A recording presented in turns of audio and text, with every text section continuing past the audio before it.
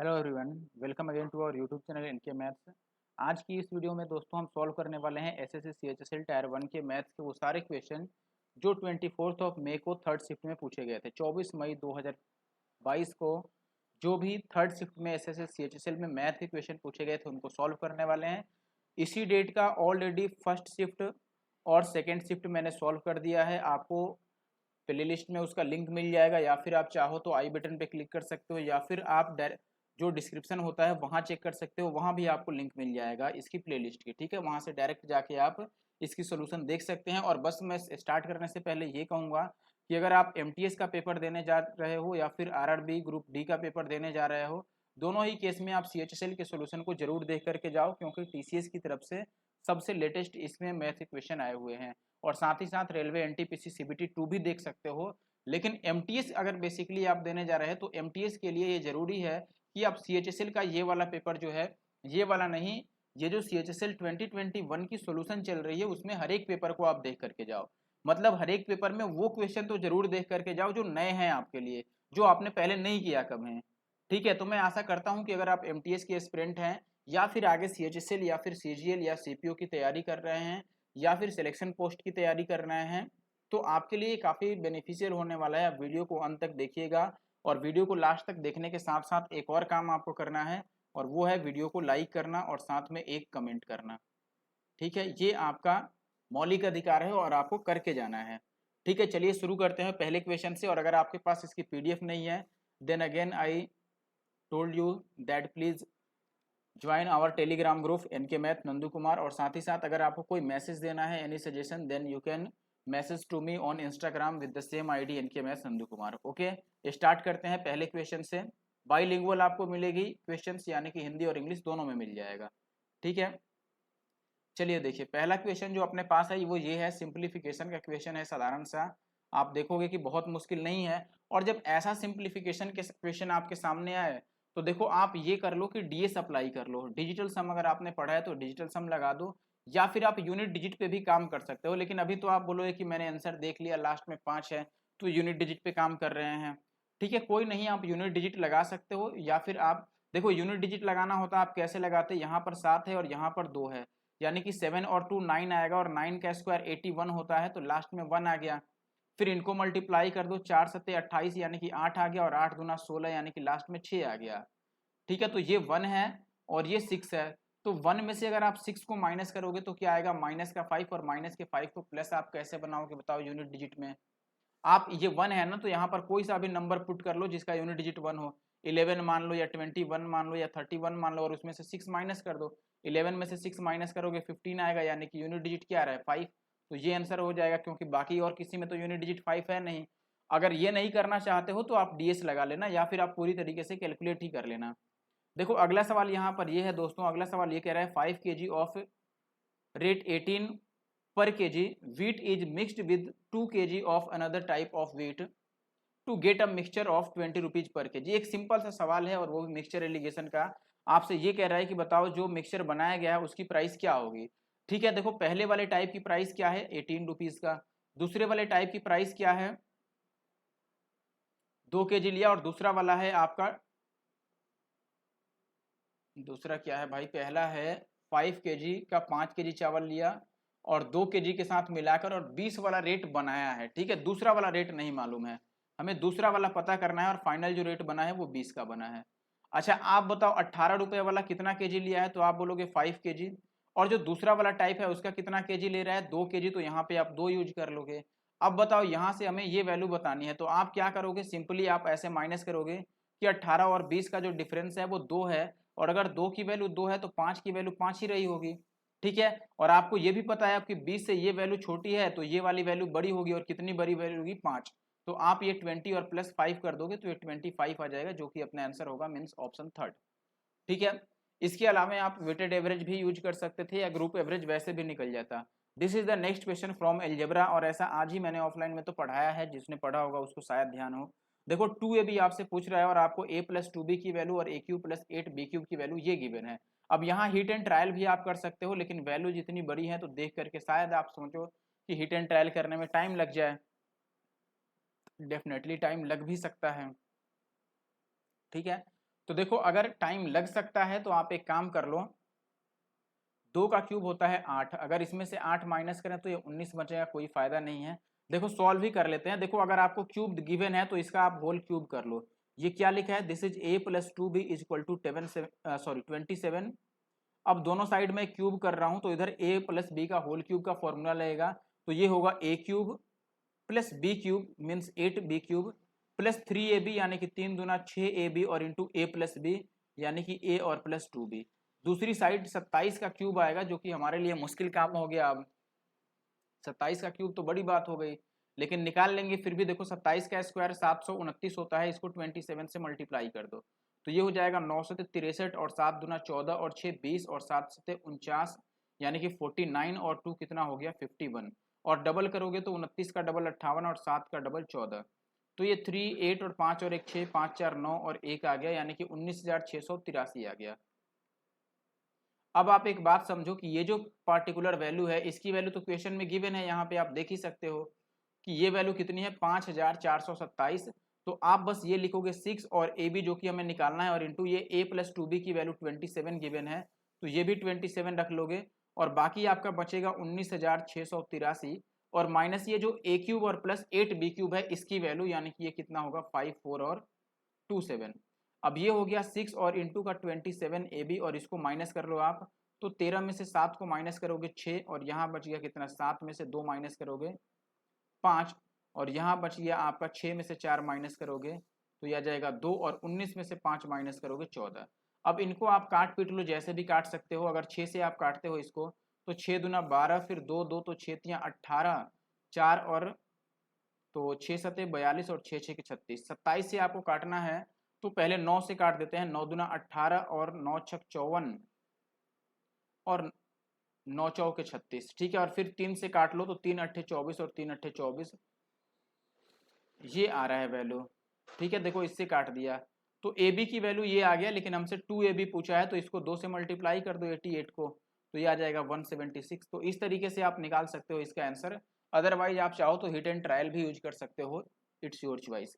आगे बढ़ते हैं और नेक्स्ट क्वेश्चन, क्वेश्चन नंबर 4 आपके पास है। देखो क्वेश्चन क्या बोल रहा है, in a government scheme if the electricity bill is paid before the due date, यानी कि ड्यू डेट से अगर आप पहले पे करते हो तो आपको कितना रिडक्शन मिल जाता है, रिडक्शन या फिर आप डिस्काउंट मान लो 5% का रिडक्शन मिल जाता है। जितना भी अमाउंट आपको पे करना है उसका 5% कम लगेगा आपको, ठीक है। अब ये कह रहा है by paying the bill before the due date, यानी कि कोई पर्सन है वो ड्यू डेट से पहले पे करता है तो उसको रिडक्शन मिलता है 20 रुपीज का, यानी कि 20 रुपए कम पे करने पड़ते हैं। तो उसका इलेक्ट्रिसिटी बिल क्या था, सीधी सी बात है। देखो परसेंटेज में कम मिलते तो 5% कम मिलते, लेकिन रुपए में 20 रुपए कम मिले हैं तो 5% की वैल्यू अगर 20 रुपए है तो 1% की वैल्यू कितनी होगी 5 चौके 20, 1% की वैल्यू 4 होगी तो 100% की वैल्यू कितनी होगी 400, यानी कि 400 जो है ये ओरिजिनल अमाउंट था जो टोटल वैल्यू बनने वाला था उसका। अगला सवाल कह रहा है कि at a certain speed of interest compounded annually, यानी कि कंपाउंड इंटरेस्ट है, वार्षिक ब्याज की दर है, ये जो सम अमाउंट्स टू इतना बन जाता है, यानी कि ब्याज की दर जोड़ने के बाद जो मिश्रधन बनता है ये इतना बन जाता है 2 साल में और 3 साल में ये बन जाता है, तो सम बताओ यानी कि मिश्रधन बताओ क्या होगा। अच्छा आप एक बात समझो, ये फर्स्ट ईयर है, ठीक है, रेशियो ये सेकेंड ईयर है। ऐसे ही आप कहीं से भी लिख दो कि सेकेंड ईयर और रेशियो थर्ड ईयर, तो हर एक साल में जो अमाउंट का रेशियो रहता है ना वो सेम रेशियो में बढ़ता है। अगर आपने एसआई सीआई पढ़ा होगा सही से तो ये बात जरूर पढ़ा होगा, नहीं तो आप फिर यहाँ पे पहले आप आप पहले रेट निकालोगे, फिर रेट निकाल के फॉर्मूला लगा के प्रिंसिपल निकालोगे, उतना नहीं करना। आप बस यहाँ पर रेशियो पे काम करो, अगर आपने बहुत अच्छे से कॉन्सेप्ट पढ़ा है तो। देखो 2 साल के लास्ट में कितना बन जाता है 10,890 और 3 साल की लास्ट में कितना बन जाता है 11,979। अब इनको आप काट पीट करके और छोटा कर लो अगर आप काट सकते हो तो। देखो दोनों किससे कट सकता है 8 9 17 1 18 9 9 18 9 से कट सकता है, तो ये 12 में 108 और 9 एक बार में 0 बार में कट गया, और ये 9 से काटोगे तो 9 एक बार में 2 9 9 3 27 9 3 27 9 एक बार में। देखो ये 11 से कटता हुआ नजर आ रहा है, ये 10 से कटेगा 121 बार में और ये 11 से कट जाएगा 121 बार में, यानी कि 10 और 11 का रेशियो है। आप चाहो तो यहाँ से रेट भी निकाल सकते हो, 10% का आएगा, लेकिन रेट निकाल के क्या फायदा। देखो अगर सेकेंड ईयर और थर्ड ईयर में ये 10 और 11 का रेशियो रहा होगा तो पहले भी ये फर्स्ट और सेकेंड ईयर में 10 और 11 का ही रेशियो रहा होगा, और सेकेंड ईयर में वैल्यू कितनी हो गई है तो आप बोलोगे सेकेंड ईयर में वैल्यू तो 10,000 और 890 हुई है, यानी कि 11 की ये वैल्यू है। तो 11 की वैल्यू अगर 10,890 है तो 10 की वैल्यू कितनी होगी ये हमें बतानी है। 11 से इसको काट लो यार, लेकिन ये तो आंसर नहीं आएगा इस हिसाब से। इंटरेस्ट पे काम कर लें क्या फिर? लेकिन ऐसे भी आंसर आना चाहिए था ना। 2 साल में इतना हो गया है मान लो, तो ये 10 से 11 हुआ। अच्छा अच्छा, 2 साल की बात है। 1 मिनट, मान लो ये 10 से 11 होना है तो 2 साल में 100 से कितना बनता? 121 बनता। और 121 वाला वैल्यू आपको गिवन है, कितना वैल्यू गिवन है दूसरे साल के लास्ट में, कितना बन गया है? 10,890 बन गया है। 121 की वैल्यू अगर इतनी है तो एक की वैल्यू कितनी होगी आप काट लो। देखो इससे ये 9 बार में कटता नजर आ रहा है, ठीक है, इससे 9 बार में यानी कि 90 बार में कट रहा है। तो एक की वैल्यू अगर 90 हो गई तो 100 की वैल्यू कितनी हो गई? 100 की वैल्यू होगी आपकी 9,000। ठीक है, तो ये अपना आंसर होगा 9,000 जो कि प्रिंसिपल है। बात समझ रहे हो? देखो ये फर्स्ट और सेकंड ईयर में यहाँ पर हमने स्क्वायर नहीं किया था। देखो ये सेकंड और थर्ड ईयर में आप ये मत सोचना कि स्क्वायर क्यों नहीं किया, हमने यहाँ पर ये रेशियो निकाला है कि 10 से 11 हो रहा है, यानी कि ये 1 साल के गैप की बात है। ठीक है, ये अगर ऐसा केस बनता है तो यहाँ से आप ऐसे भी समझ सकते थे कि देखो 10 से 11 होने का मतलब कि यहाँ पे ये वैल्यू 10 थी तो 11 बन गई, यानी कि 1/10 पे। ठीक है, यानी कि 1 साल में 10 से ये 1 बढ़ के 11 बन जाएगा। तो 1 साल में 10 से 11 बन रहा है तो 2 साल में स्क्वायर कर दोगे आप, या 2 बार इसको लिख लोगे। आपने परसेंटेज टू फ्रैक्शन पढ़ा होगा कभी ना कभी। देखो 10 से 11 होने का मतलब 1/10, इसको परसेंटेज में आप 10% बोलोगे, या फिर 1/10 को ही आप बोलोगे कि पहले साल में क्या होगा, 10 से 11 बनेगा, दूसरे साल ये फिर से 10 से 11 बनेगा, तो पूरे 2 साल बाद ये कितना बनेगा, 100 से 121 बन जाएगा। और 121 की वैल्यू दी थी तो 100 की वैल्यू हमने निकाल दी। आई थिंक अब आप बात समझ गए होंगे।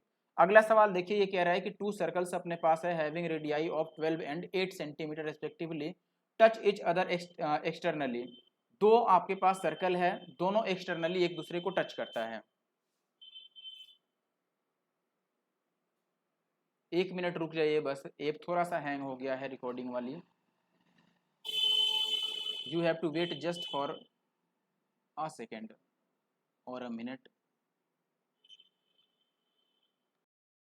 देखिए ये क्वेश्चन हम कर रहे थे, एक्चुअली में ये ऑफ ही हो गया था। तो इसमें ये कह रहा था कि 2 सर्कल्स हैं जिनके रेडियाई आपको 12 और 8 दे रखे हैं, दोनों एक्सटर्नली एक दूसरे को टच करते हैं। A common tangent is drawn to this circles, यानी कि दोनों ही सर्कल पे एक कॉमन टेंजेंट ड्रॉ की जाती है which touch the circles at M and N respectively. What is the length of M N? ठीक है, देखो मैं आपको डायग्राम से बताता हूँ। देखो एक ये सर्कल है, फिर कह रहा है कि एक इसके साइड में सर्कल बना है, मान लो इस टाइप का। ठीक है, 2 सर्कल्स हैं। अब इसमें कह रहा है कि दोनों सर्कल का जो रेडियस है वो है 12 और 8। मान लो इसका रेडियस जो है वो 12 है, इसका रेडियस जो है ये कितना है, 8 है।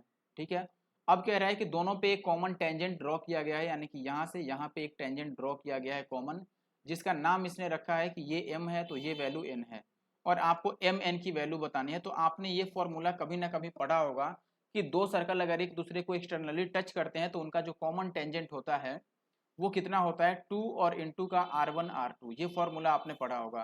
तो आप बोल दोगे कि यहाँ पर 2 हो गया और अंडर रूट R1 की जगह पे 12 रखोगे और R2 की जगह पर 8, तो ये बनेगा 2। और देखो 12 को मैं 6 लिख देता हूँ तो 8 को डबल लिखना पड़ेगा 16। अब इस 16 का वर्गमूल कितना हो जाएगा, 4 और दूना 8 और अंदर का रूट 6 इतना ही रह जाएगा। तो 8 √6 यानी कि option third is the correct answer. अगला सवाल आपका ये है, क्वेश्चन नंबर 8 कह रहा है कि देखो if the numerator of a fraction is increased by 50% and its denominator is be diminished by 28%। ये 28% कम कर दिया, उसको 50% बढ़ा दिया, तो फ्रैक्शन की वैल्यू इतनी हो गई। तो ओरिजिनल फ्रैक्शन बता दो।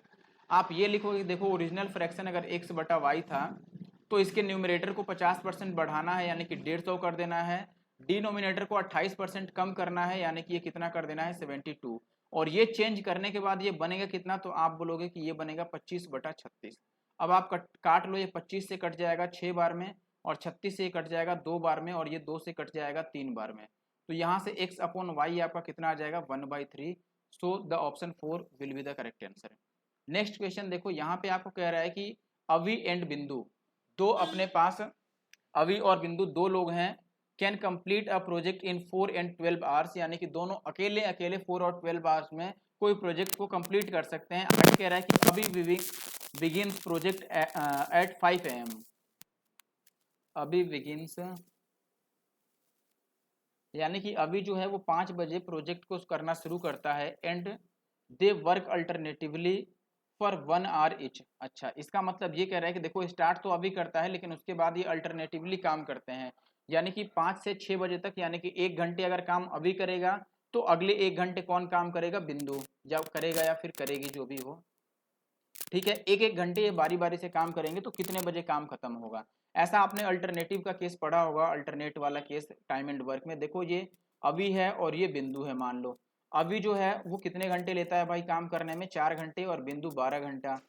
ठीक है, अब यहाँ से आप इनका एलसीएम ले लो, तो एलसीएम लोगे तो ये टोटल 12 आ गया, यानी कि अभी के लिए जो एफिशिएंसी बन गया ये 3 बन गया, 4 3 12, और बिंदु के लिए बन गया 1 एफिशिएंसी। ठीक है, अब देखो ये बारी बारी से काम करते हैं, यानी कि पहले अभी काम करेगा तो फिर बिंदु, फिर अभी, फिर बिंदु, तो ये अभी बिंदु ऐसा ग्रुप बन रहा है इनका। देखो अभी अगर काम करेगा तो ये 3 यूनिट काम करेगा, बिंदु अगर काम करेगी तो 1 यूनिट, यानी कि ये अभी और बिंदु 2 घंटे में कितना काम कर देंगे, 3 और 1 4 यूनिट का। तो 4 यूनिट का वर्क हो जाएगा कितने घंटे में मेरे भाई, 2 घंटे में। लेकिन हमें कितना काम कराना है, तो आप बोलोगे ओवरऑल जो टोटल वर्क हमने लाया है यहाँ पे वो 12 यूनिट है। तो बताओ इस 4 यूनिट को आप 12 यूनिट कैसे बना सकते हो। तो आप बोलोगे 3 टाइम्स करके, तो राइट साइड भी आप 3 से मल्टीप्लाई कर दो, 3 2 जा 6 आर, यानी कि 6 घंटे ओवरऑल लगेंगे काम को पूरे कंप्लीट होने में। अब देखो काम स्टार्ट कितने बजे हुए था, 5 बजे, और उसमें 6 घंटे अगर और लग गए काम करने में तो कितने बज जाएंगे, 11 बज जाएंगे काम के खत्म होते होते। अगला सवाल कह रहा है कि if the surface area of a sphere is this, find the radius of the sphere. ये आपके लिए होमवर्क है, this is not a lengthy question और you can say not a tough question. ठीक है, ये इतना मुश्किल सवाल नहीं है। आप बस गोले का पृष्ठीय क्षेत्रफल, surface area of a sphere क्या होता है, ये होता है 4 पाई और आर स्क्वायर। ठीक है, 4 पाई आर स्क्वायर, ये फॉर्मूला आप यूज कर सकते हो। अगला सवाल है on reducing the mark price of his goods by rate 28, a shopkeeper gains 20%। If the cost price of the article is this, it is sold at the mark price what is. ठीक है, देखो ये कह रहा है कि जितना भी उस पर लिखा गया है मार्क प्राइस जो भी है उससे 28 रुपए कम में अगर वो बेचे तो भी 20% का उसको प्रॉफिट हो जाता है। ठीक है, अब ये कह रहा है कि अगर उसका कॉस्ट प्राइस जो है वो 560 रुपए है और वो मार्क प्राइस पर बेचे तो उसे कितना गेन मिलेगा, बस इतनी सी बात है। 28 रुपए कम में बेचता है तो उसको 20% का लाभ प्राप्त हो जाता है। अच्छा एक बात बताओ, 20% का लाभ मिलने का क्या मतलब है। 20% का लाभ मिलने का मतलब ये है कि वो कितने में बेचेगा, ये बात आप समझिए। अगर मैं आपसे पूछूं कि एसपी क्या है अभी के केस में, तो आप बोलोगे कि देखो भाई एसपी 20% का प्रॉफिट उसको मिल रहा है। अगर वो खरीदा है 560 में और 20% का प्रॉफिट ले रहा है, यानी कि 120/100 से मल्टीप्लाई कर दो, ये 2 जीरो से 2 जीरो, तो 12 छक्के 72 और 12 पच्चे 60 और 7 67, यही आएगा। 12 छक्के 72 और 12 पच्चे 60 और 7 67, यानी कि देखो वो 672 रुपए में बेचा है अभी, जब 20% का लाभ है। लेकिन एमपी कितना बनेगा, तो आप बोलोगे कि देखो 672 में बेचा तो है लेकिन 28 रुपए कम में बेचा है, तब 672 में बेचा है। अगर ये 28 रुपए कम नहीं किया होता तो वो एमपी के बराबर होता, यानी कि इसमें आप 28 मिला लो तो ये 700 रुपए ओवरऑल बन जाएंगे, यानी कि 700 उस पर लिखे गए हैं। मार्क प्राइस इज 700, और जो कॉस्ट प्राइस है वो कितना है, आप बोलोगे कि ये 560 रुपए है। तो अगर वो मार्क प्राइस पर ही बेचे तो कितने का प्रॉफिट ले लेगा भाई, 140 रुपए का प्रॉफिट ले लेगा, किस पे, 560 पे, और इंटू का 100, यहाँ पर 140 रुपीज का प्रॉफिट हो जाएगा ना। ये कट जाएगा, 14 चौका 56 और 4 से 25 चौका 100, 25% is the answer, means option D. Okay आगे बढ़ते हैं। देखो इतना मुश्किल अभी कोई सवाल मिला नहीं है, आगे मिलेगा मैं आपको जरूर बताऊंगा। अगला सवाल ये कह रहा है कि in an election between two candidates, दो कैंडिडेट हैं इलेक्शन में, 80% of the eligible voters cast their votes, यानी कि 80% वोटर्स जो हैं उन्होंने वोट कास्ट किया, यानी कि वोट डाला अपना। 5% of the votes cast were declared invalid, यानी कि जितना वोट कास्ट किया गया उसमें से 5% क्या कर दिया गया, 5% को इनवैलिड डिक्लेयर कर दिया गया। अब एक कैंडिडेट है जो कि 10,545 वोट प्राप्त करता है, विच वर 75% of the total valid votes, यानी कि वो 75% है जो उसको मिला है टोटल वैलिड वोट्स का। Find the total number of eligible voters, यानी कि टोटल कितने वोटर्स एलिजिबल थे, ये आपको बताना है। इस क्वेश्चन में। देखिए अब बिल्कुल सिंपली इसको शुरू करते हैं हम, जैसे जैसे बोल रहा है वैसे वैसे कर देते हैं। Let's say the total number of voters is x, यानी कि टोटल जो नंबर्स है, किसका नंबर भाई, टोटल नंबर वोटर्स का, वो एक्स हमने मान लिया। अब देखो टोटल वोटर्स में से 80% ऐसे वोटर्स हैं जिन्होंने वोट दिया, उन्होंने अपना वोट कास्ट किया, तो हम लिख लेते हैं कि इसमें से 80% लोगों ने वोट दिया। इस 80% में से कह रहा है कि 5% तो ऐसे हैं जिनका जो वोट था वो क्या डिक्लेयर कर दिया गया, वो इनवैलिड डिक्लेयर कर दिया गया। तो हम ये बोले हैं कि देखो अगर 80% में से 5% ऐसे हैं, देखो अब ये टोटल हमने x को माना, x में से 80% लोगों ने वोट दिया, और जितने लोगों ने वोट दिया उसमें से 5% इनवैलिड हो गया, तो 95% वैलिड बचा, और जितना वैलिड वोट है उसमें से 75% मिला है इसको, तो ये वैलिड वोट्स हैं, इसका 75% इसको मिला है, और मिला कितना है 10,545 वोट। आपको x की वैल्यू अब बतानी है कि x का मान कितना आएगा, बस यहाँ से आप जितनी जल्दी काट पीट करके आंसर ला दो। देखो इस जीरो से इस जीरो को काट देते हैं, और ये हो जाएगा 5 दूना 10, और ये हो जाएगा 4 दूना 8। 5 से काट दोगे 19 पिछे 95, और ये 3 से 25 तियाँ 75, और ये 4 से 25 चौका 100, और इस 4 से ये 4 कट गया। अब इस 3 से इसको काट दो आप, तो ये 35 तियाँ 105, और 15 तियाँ 45। 19 से इसको काट दो तो 19 एक बार में कटेगा, और कितना बच जाएगा बताओ, 11 और 5 16, 161, तो 19 अठे 152, और 19 पिछे 95, इतना आ जाएगा। तो x की वैल्यू कितनी आ गई 185, और ये जो 00 है वो भी जाएगा, तो 18,500, यानी कि ऑप्शन ए आपका सही आंसर है। अगला सवाल कह रहा है कि एक दुकानदार एक किताब को मुद्रित मूल्य पर 10% छूट देने के बाद भी 12% का लाभ कमाता है, तो ये रेशियो, आपने ये रेशियो कई बार पढ़ा होगा कि एमपी और सीपी का क्या रेशियो होता है। एमपी होता है 100 और प्लस प्रॉफिट, और सीपी होता है 100 माइनस का डिस्काउंट। बस यही आपको लिखना है। 100 प्लस प्रॉफिट, प्रॉफिट है 12 का, तो ये 112 बन गया, और 100 माइनस डिस्काउंट 10 माइनस कर दो, ये 90 का। आप 2 से काट लो, तो ये 2 से काटोगे तो ये 56 दूना 112, और ये 45 दूना 90। तो पहले किसका पूछ रहा है, देखो पहले सीपी और फिर एमपी पूछ रहा है, यानी कि ये सीपी है तो पहले 45 और फिर 56 आएगा, यानी कि option first is the correct answer. अगला सवाल कह रहा है गोले का पृष्ठीय क्षेत्रफल इतना है, इसका आयतन ये आप निकाल लीजिएगा, this is homework, not a big question. अगला सवाल ये है, देखो कह रहा है कि कॉट 75 डिग्री का मान ये है, तो आपको कॉट 15 डिग्री की वैल्यू बतानी है। अच्छा देखो जो कॉट 75 डिग्री गिवन है, इसको हम ऐसे लिख सकते हैं, we can write it like this, cot 90 minus 15, 90 minus 15 is equal to 75, and the right side और RHS is 2 minus root 3। Now we can say that cot 90 minus theta is tan theta, so it is right written as tan 15। ठीक है, cot 90 minus theta is tan theta, तो इसको हमने लिख दिया tan 15, और right side में आपका 2 माइनस रूट 3 है। लेकिन आपको पता है हमें बताना है कॉट 15, तो इसको अगर आप अपोजिट कर दो, यानी कि इसका रेसिप्रोकल लिख दो, तो ये 1 बाई कॉट बन जाएगा कॉट 15, और ये वैल्यू बन जाएगा आपका 2 माइनस रूट 3। यहाँ से कॉट 15 कितना आ जाएगा 1 बाई 2 माइनस रूट 3, और इसका अगर आप रेशनलाइजेशन कर दो तो ये बन जाएगा 2 प्लस रूट 3। मैंने कई बार बताया है जब इनका डिफरेंस 1 हो तो डायरेक्ट इसको प्लस में लिख दो, ये रेशनलाइज हो जाएगा, यानी कि परिमेयकरण किया है हमने। ठीक है, अगला सवाल इनका फोर्थ प्रोपोर्शनल पूछ रहा है। फोर्थ प्रोपोर्शनल देखो ए है और बी है और सी है और इधर डी है, तो डी का मान आपसे पूछ रहा है, तो डी कैसे निकालते हो, यहाँ से ए डी इक्वल टू होता है बी सी, यानी कि डी कैसे निकालोगे B C by A, B C यानी कि 8 छके 48, और बटा कितना हो जाएगा ये 5, तो 48 बटे 5 कितना हो जाएगा 9.6। ठीक है, अगला सवाल देखो, इसमें ये कह रहा है आपसे कि x प्लस 1/x की वैल्यू ये है, तो पावर 5 की वैल्यू निकाल दो। आपको ये पता होगा कि पावर 5 की वैल्यू हम कैसे निकालते हैं। पावर 5 की वैल्यू निकालने के लिए आपको अगर फॉर्मूला नहीं याद है तो याद रखना पड़ेगा। देखो जो पावर 5 निकालने का फॉर्मूला होता है ये क्या होता है, देखो एक बार स्क्वायर वाला लिख दो आप, और इंटू एक बार आप क्यूब वाला लिख दो, इनको मल्टीप्लाई करेंगे तो पावर 5 बन जाएगा, लेकिन इसमें से आपको x प्लस 1/x को क्या करना होता है, माइनस भी करना होता है। This is the formula used for x to the power 5 प्लस 1/x टू द पावर 5। देखो स्क्वायर वाले की वैल्यू आप कैसे लिखते हो, आपने पढ़ा होगा, जो दिया है इसका स्क्वायर करो और -2 कर दो, तो 2 रूट 3 का स्क्वायर 2 दूना 4 तियाँ 12 होगा, और 12 में से 2 कम करोगे तो ये वैल्यू 10 आ जाएगा। क्यूब की वैल्यू आप कैसे निकालोगे, जो दिया है उसका क्यूब कर दो, इसका क्यूब कर दो, और माइनस कर दो इन दोनों का प्रोडक्ट, तो इन दोनों का प्रोडक्ट कितना हो जाएगा, 3 दूना 6 रूट 3 और वो भी माइनस का, तो ये बनेगा देखो 2 का क्यूब माइनस का 8 और 3 का क्यूब बनेगा 3 रूट 3 और ये माइनस माइनस प्लस 6 रूट 3, तो ये 8 दिया माइनस का 24 रूट 3 और प्लस 6 रूट 3, तो ये कितना बन जाएगा माइनस का 18 रूट 3, यहाँ पे पुट कर दो, ये हो गया माइनस का 18 और रूट 3, ठीक है। और माइनस एक्स प्लस 1/x आपको दिया था माइनस का 2 रूट 3, राइट।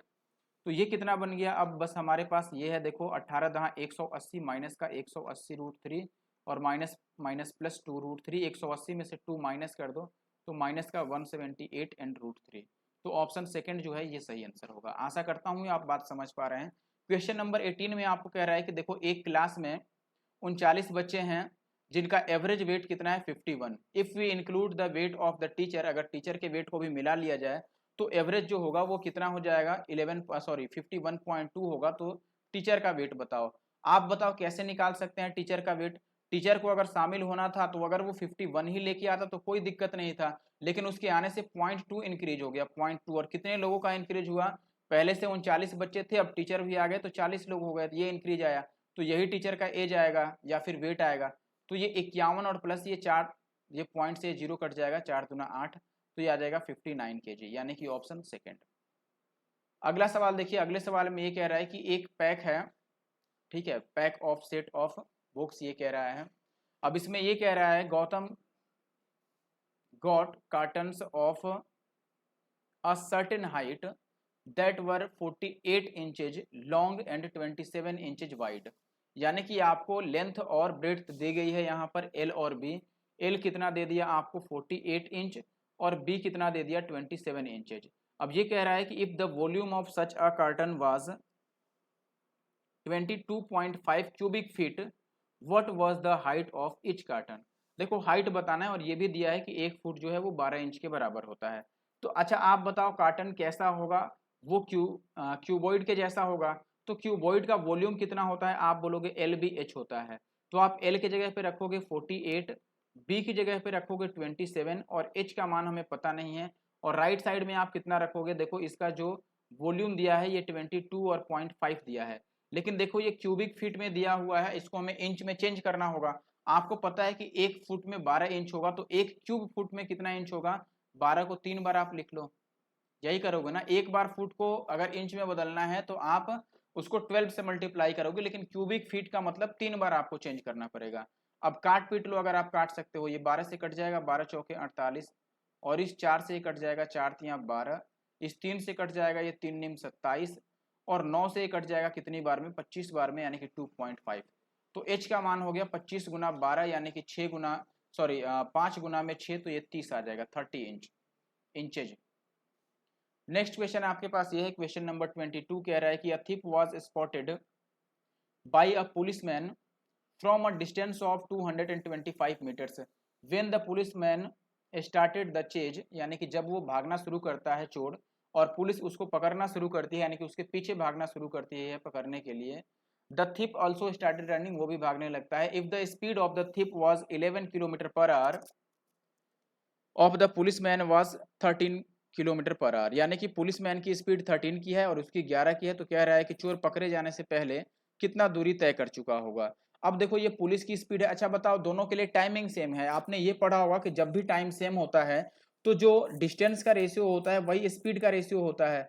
तो अगर मैं पुलिस और थिप के डिस्टेंस का रेशियो लिखूं या फिर स्पीड का रेशियो लिखूं तो वही डिस्टेंस के रेशियो के बराबर आएगा। आपको पता है कि चोर की स्पीड 11 की है और पुलिस की स्पीड 13 की है, तो यही डिस्टेंस का भी रेशियो आ जाएगा।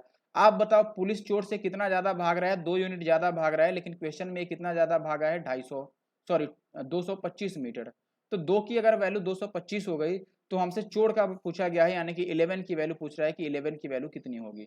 तो 11 को 225 से गुना कर लो या 2 से पहले इसको डिवाइड ही कर दो, 11 दूना 22 और 2 दूना 4.5, इसको 11 से मल्टीप्लाई कर दो तो 5 एकम 5 और 5 और 2 7, 7.5 लास्ट में सब में है, और 2 और 1 3, 3 7.5 ये भी है, वाह, और 1 और 1 2, उससे पहले 2 और 1 आएगा, तो ये आंसर होगा। 11 की वैल्यू हमने निकाल दिया। अब 2-3 क्वेश्चन आपके बस रह गए हैं। देखो ये क्वेश्चन है आपका सिंप्लीफिकेशन का, 4 का क्यूब कितना होता है, तो आप बोलोगे 64 और ये 4 हो गया 68, और डिवाइडेड बाई अंदर 5 का स्क्वायर हो गया 25, और -7 का स्क्वायर 49 में से 41 को माइनस करोगे तो आ जाएगा 8, यानी कि ये आ गया 68 और ये कितना माइनस करके आ जाएगा 17, तो 17 चौके 68 यानी कि 4 आंसर होगा। This is not a tough question. अब देखो यहाँ पे कह रहा है कि sum of money becomes this at the rate of 16% compounded annually 2 years, find the sum of money. 16% को आप क्या लिखोगे, देखो आप बोलोगे 2 चौके 8 और इधर बनेगा 25 चौके 100, यानी कि 2/25 बोलोगे। तो अगर प्रिंसिपल 25 है तो अमाउंट कितना बढ़ जाएगा, 2 बढ़ जाएगा, यानी कि 27 हो जाएगा। ये 1 साल की बात है, but after 2 years it becomes 625 square हो जाएगा और ये कितना बन जाएगा 729। अब क्वेश्चन में कह रहा है कि जो मिश्रधन है यानी कि जो अमाउंट है वो ये है, लेकिन हमारा अमाउंट तो 729 आया है, तो आप बोलोगे 729 की वैल्यू कितनी हो गई 3364, और हमें प्रिंसिपल बताना है यानी कि 625 की वैल्यू बतानी है। ठीक है, अब 625 आप देख रहे हो कि 2 बार 25 से कट जाएगा, तो 2 बार 25 से कटने वाला यही आंसर है।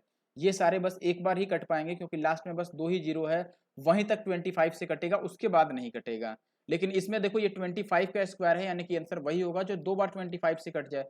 बाकी आप चाहो तो इससे इसको काट सकते हो, 9 चौक 9 दूना 18, 9 तीन 27, 9 चौक 36, 9 5 45, 9 छक 54, ये 6 बार में कट जाएगा। तो 6 से इसको आप मल्टीप्लाई करोगे, नहीं 6 बार में नहीं कटेगा, 6 बार में तो ज़्यादा हो जाएगा, 9 छक 54, 6 बार में ज़्यादा हो जाएगा। आप काट पीट के चेक कर लेना जितनी बार में भी कट जाए। ठीक है, आगे बढ़ें। अब अगला सवाल ये देखो, डीआई का क्वेश्चन है आपके पास, इसमें आप ये देखोगे, क्या आपको डाउट है ये कटेगा या नहीं कटेगा? ठीक है, काट के देख लेते हैं। चलो, if you have any doubt, देखो यहाँ पर काटते हैं। अगर आप इसको 9 से काटते हो, 9 से तो ये कट ही जाएगा। ठीक है, या डीएस लगा दें, 9 हटा दो 7 दोनों, 9 से एक बार काटो पहले। 9 से अगर काटोगे तो ये कटेगा 9 तियां 27 और 5 6 9 छक 54, 9 तियां 27, तो 3 और 3 6 और 6 9 सत्ते 63 होगा ना। एक मिनट, 9 सत्ते 63, तो कितना बच जाएगा अभी, 6 4 10 और 6 16। यार ये 3364 हमने सही लिखा है ना, 16%, 4 चौके 16, 25 चौके 100। देखो यहाँ पे गलत कर दिया ना हमने, सेट, दिस इज रॉन्ग। यार प्रोसेस हमने पूरा सही लगाया है। ठीक है, देखो हम ये कहेंगे 16% की वैल्यू 4 चौके 16 और 25 चौके 100 थी ना, ऐसे बनेगा ये। तो 25 से वैल्यू कितनी हो जा रही है 29, ये 1 साल बाद होगा, और दूसरे साल बाद ये कितना बन जाएगा 25 का स्क्वायर 625 से 29 का स्क्वायर 841, और 841 की वैल्यू आपको 3364 दे रखा है। अब ये 4 बार में कट जाएगा, 1 की वैल्यू 4, तो 625 की वैल्यू आ जाएगी 2500। ठीक है, हालांकि इससे कटने वाला तो हमने सही लगाया था, वो गलत नहीं था जो ऑप्शन से हमने किया था। अगला सवाल ये है, कह रहा है कि बताओ इसमें the number of students who वोर येलो कलर ड्रेस। ठीक है, सेक्टर विच रिप्रेजेंटेड बाई 10%, यानी कि इसमें जो 10% से दिखाया गया है वो सेक्टर है। ठीक है, किसके लिए, येलो ड्रेस वाले के लिए। तो कह रहा है कि बताओ कि उसकी संख्या कितनी है। आप बताओ टोटल संख्या कितना है, यहाँ पर 60 है। टोटल 60 लोगों में से 10% ऐसे हैं जो येलो ड्रेस पहनते हैं, तो 60 का 10% कितना होगा 6। इससे आसान डीआई तो जिंदगी में कभी नहीं मिलेगा आपको। अब देखो ये कह रहा है what is the ratio of average production of company P in period 17 to 19। ठीक है, पी कंपनी जो है वो ब्लू वाली है, आप देख रहे हैं ब्लू वाली पी है, 17 से 19 तक इसका प्रोडक्शन, और वैसे ही क्यू का प्रोडक्शन इसी पीरियड में, दोनों का आपको बताना है।